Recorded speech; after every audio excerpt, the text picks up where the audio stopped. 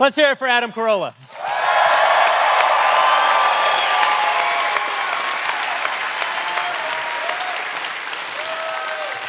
So I'm sure it's obvious by now that mostly this show is just us showing off.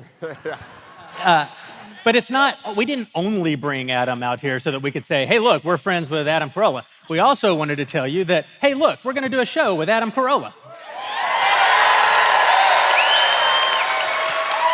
I am tickled pink. I love what you guys are doing. Obviously, I've been watching for a long time. I see how you guys are growing by leaps and bounds. It is so impressive. And for outliers like myself in Hollywood who are, always in danger of being wished out into the cornfield by the folks that never stop complaining about McCarthyism, it's nice.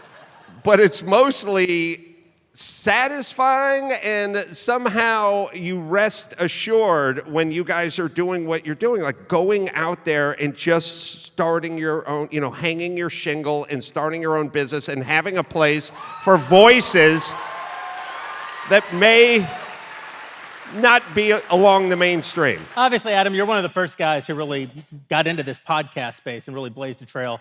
And for Ben and I coming up, it was really so important to see that someone can go out and just actually do something.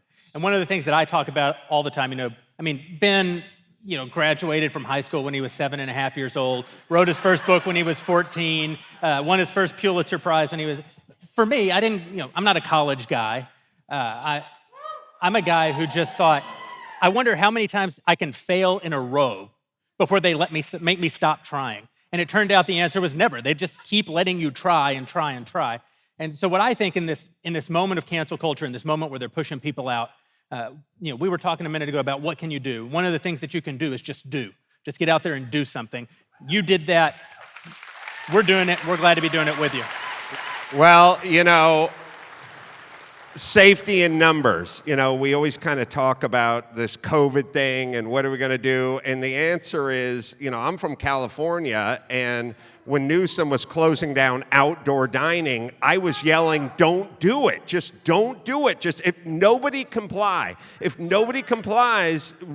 be fine. That'll be it. You do it one at a time, you'll get picked off.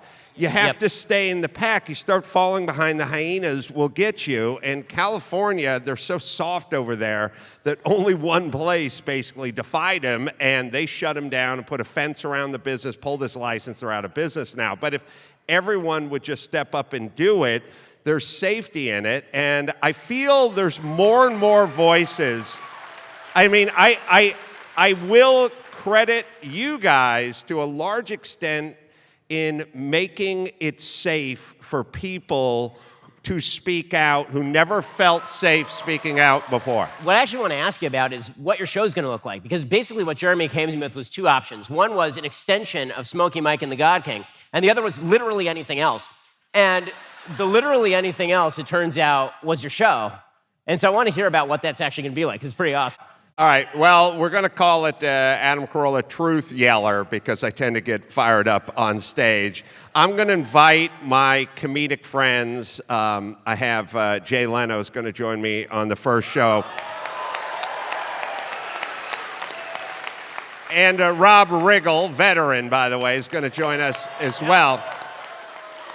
And I go out and I do about 10 minutes of stand-up at the start, just like I did tonight, and then we'll do a quick interview of Jay or whomever the guest is, and at some point, we'll pull balls out of a hopper. Now, before the show, everyone writes one word down on a ball. Just a single word on a ball. It'll go into a hopper. It'll be like lotto. And the guest will pull the ball, read the word, and I'll do an improvised stand-up set on that one word with an assist with them. Awesome. So this is what we've been talking about. It's not just about news and commentary. If you want to influence the culture, you got to make some culture. We're grateful that Adam's going to come make a little bit of culture with us, and we hope you guys like it. It'll be coming this year. Yeah, and we have 2 live shows. You're going to be in SoCal. I hope you're not, because it's miserable over there. But if you have to go to SoCal, we're doing October 30th at the Bray Improv. Leno will be there, and Rob Riggle will be there, and we'll tape our first 2 shows that night. Awesome. Adam Carolla, everybody. Thanks, you guys. Thanks, guys. Thanks, guys. Thank you.